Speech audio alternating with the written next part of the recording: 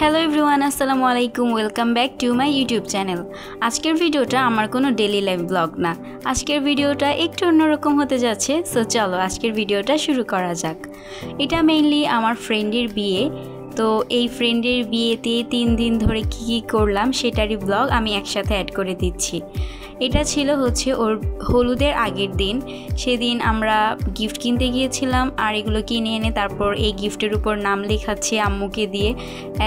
আমি ভাবলাম যে আম্মু লিখলেই ভালো হবে, তাই আম্মুকে দিয়ে লেখাচ্ছি। আমরা 3টা ফ্রেন্ড মিলে এগুলো দিচ্ছিলাম। সো এগুলোর মধ্যে আমাদের 3টার মধ্যে 3 জনের নাম করে লিখে দিচ্ছিলাম।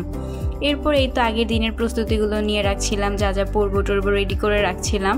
এটা মেইনলি ছিল ওর একটা কাঁচা হলুদ, আর এটা আমরা ঘরের মধ্যেই ছোট করে করব। একদমই আমরা ঘরের মানুষ আর বাইরের কেউই না। সো এর জন্য আমি রেডি হচ্ছিলাম। এই তো আমি হলুদ জামাটা পরেছি। আমার ভিডিও করতে মনে ছিল না, পরে জামা পরার পর মনে পড়েছে। এই তো জামাটা আমি পরে নিয়েছি। আর এটার সাথে এই সালোয়ারটাও, এই সালোয়ার থাকবে এই জামারই সাথে সালোয়ারটা। আর এটার সাথে কন্ট্রাস্টে একটা বাটিকের ওড়না নিয়েছিলাম। ওড়নাতে এই জামার সব কালারই ছিল, লাল, হলুদ, সবুজ। আর হলুদে তো এইসব কালারই পরে। এটা ঘরোয়া করে অনুষ্ঠান ছিল, আমরা বাহিরের কেউই ছিলাম না, শুধু আমরা ফ্রেন্ডরা আর ওর বাসার মানুষেরা। ছোট করে অনুষ্ঠান করে বিয়ে হচ্ছিল, তো আমরা ভাবলাম ঘরে ওর জন্য একটু কাঁচা হলুদ করে নেই। এই তো রেডি হয়ে গেলাম। আর আমি এটার সাথে একটা জুতি পরেছি, এই সবুজ কালার। আমার মনে হয় এটা আমার ড্রেসের সাথে খুব ভালো যাবে। বের হয়ে গেছে। আর এই যে আমরা 3 ফ্রেন্ড মিলে চলে যাচ্ছি ওদের বাসায়। রিক্সায় উঠছি, আমি ওদের 2জনের কোলে বসছি। অ্যাজ অলওয়েজ 3 জন মিলে উঠলে তো এরকমই হয়। এই তো কথা বলতে বলতে চলে যাচ্ছে ওদের বাসায়। ওদের বাসায় গিয়ে তারপর তোমাদেরকে সব কিছু দেখাচ্ছি। ওদের বাসার সামনেটাও সুন্দর করে সাজানো, রাতে আরও সুন্দর লাগবে, তোমাদেরকে দেখাবো। আর এই তো আমার 2টা ফ্রেন্ড, ওদেরকেও ভিডিওতে নিয়ে নিলাম। এখন চলো উপরে যাই, বউয়ের সাথে দেখা করি গিয়ে। ওরা নতুন বাসায় শিফট করেছে, আর এই বাসাটা আমরা চিনতাম না, তাই ওর বোন নিচে নেমেছিল আমাদেরকে রিসিভ করতে। আর এখন আমরা লিফটে চলে যাচ্ছি ওদের বাসায়। তো বাসায় গেলাম, ওকে রেডি করালাম। এগুলোর আর ভিডিও করা হয়নি। এই তো বউ ও রেডি হয়ে গেছে। এখন আমরা ছাদে আসছি, ছোট করে কাঁচা হলুদ করবো ওর, আমরা ফ্রেন্ডরাই, আর কেউ না। আর কি এখানে আন্টি আমাদেরকে নাস্তা দিয়ে গেছে। বলেই দিতে বলছিলাম যে সবাই মিলে একসাথে খাবো। এখানে আমরা নুডলস খাচ্ছিলাম। তারপর দুপুরে আরও খাওয়া দাওয়া করছি। ওগুলোর আসলে ভিডিও করতেই মনে ছিল না, ফ্রেন্ডরা একসাথে থাকলে আসলে ভিডিও করাই হয় না। এখন আমি বাসায় চলে যাব, মানে আমরা 3 জনই বাসায় চলে যাব, রাতে আর থাকবো না। এই তো আমি যখন আসছিলাম, ওই যে দেখো পিছন থেকে আঙ্কেল আসতেছে, আমাদেরকে ডাকতেছে যে এত তাড়াতাড়ি চলে যাচ্ছ কেন। কিন্তু যেহেতু আমাদের বাসা দূরে, তো তাড়াতাড়ি যেতে হবে, না হলে আবার বিয়ের দিন বাসা থেকে আসতে দিবে না। যাই হোক, এতটুকুই ছিল হলুদের ভিডিও। মানে আমি আসলে এতটা ক্যাপচারই করতে পারিনি। জানোই তো ফ্রেন্ডরা একসাথে থাকলে কি হয়। যতই প্ল্যান করে রাখছিলাম যে সব কিছুরই ভিডিও করে রাখবো, কিন্তু আসলে সম্ভব হয়নি ভিডিও করা। আমরা নিজেরা আসলে মজা করতেছিলাম। আর এটা হচ্ছে বিয়ের দিন, and this is my look. বিয়ের দিন এভাবেই সেজে গিয়েছিলাম। আর যাওয়ার সময় একটু বৃষ্টি হচ্ছিল, তাই আর ভিডিও করিনি। গিয়ে প্রথমেই উপরে উঠে গেছি, তারপর এখন আমরা নিচে যাচ্ছিলাম। নিচে আসলে প্যান্ডেল করা হয়েছিল, আর খাওয়া দাওয়া ওখানে হইতেছিল। তো বরপক্ষ আসার আগে আন্টি বলতেছিল সবাইকে খাওয়া দাওয়া করে নিতে। এরপর আমরা সব ফ্রেন্ডরা নিচে নেমে গেলাম, আর এখন আমরা খাওয়া দাওয়া করতেছি। প্রথমেই ছিল গিয়ে এখানে চিংড়ি মাছের একটা কারি, আর এরপর গিয়ে রোস্ট। তারপর এখানে দিয়েছিল মাটন। আমি আসলে ভিডিও করতে ভুলে যাচ্ছিলাম। তারপর গরুর মাংসও ছিল, কিন্তু আমার পর আর ভিডিও করা হচ্ছিল না। এখন গিয়ে আমরা খাওয়া দাওয়া শেষ করে ফেলছি, আর বরপক্ষ চলে আসছে। এখন আমরা গেট ধরছি। অফকোর্স বিয়েতে তো এটাই মজা, না গেট ধরার মজা। এখানে গিয়ে আমরা আমাদের দাবি রাখতেছিলাম যে আমাদের কি লাগবে, কত টাকা দিতে হবে, এটাই বলতেছিলাম এখানে দাঁড়িয়ে। আর এই তো ভাইয়া, এটা আমার ফ্রেন্ডের হাজব্যান্ড। ভাইয়া গিয়ে অনেক বেশি লাজুক, তোমরা ভিডিওতে দেখতেই পারতেছো। ভাইয়া একদম চুপচাপ দাঁড়িয়ে আছে, বাকিরা কথা বলতেছে।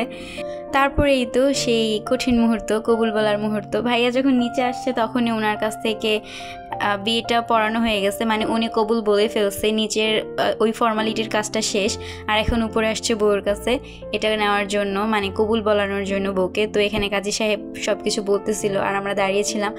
আমি আসলে এতদিন ভাবতাম যে কবুল বলার সময় মেয়েরা কান্না করে কেন, কিন্তু আমার নিজের কেউকে আমি এরকম সামনে থেকে দেখি নাই, দেখে মনে হয় আমি এটা কখনো ফিল করি নাই।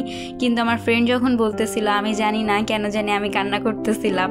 মানে তখন আমি একটু হইলেও রিয়ালাইজ করতে পারছি যে কবুল বলার সময় মেয়েরা কেন কান্না করে। এটা সত্যি একটা কঠিন মুহূর্ত ছিল। আর ওদের যেহেতু রিলেশন করে বিয়ে ছিল, তো ওর জন্য এটা একটা ভিক্টরি।